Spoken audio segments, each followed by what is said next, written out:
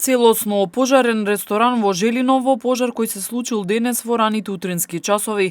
Од територијалната противпожарна единица Тетово веднаш се упатиле на местото со 2 противпожарни возила. 6 пожарникари работеле на терен, а гаснењето на пожарот траело повеќе од 3 часа.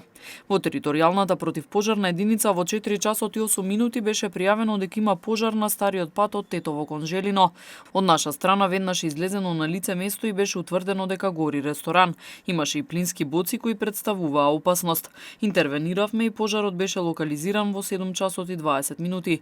Повредени нема, а причината е голема материјална штета, информира УК Алити, командир на територијалната противпожарна единица Тетово. Од територијалната противпожарна единица Тетово исто така информираат дека секојдневно се соочуваат со избувнување на пожари.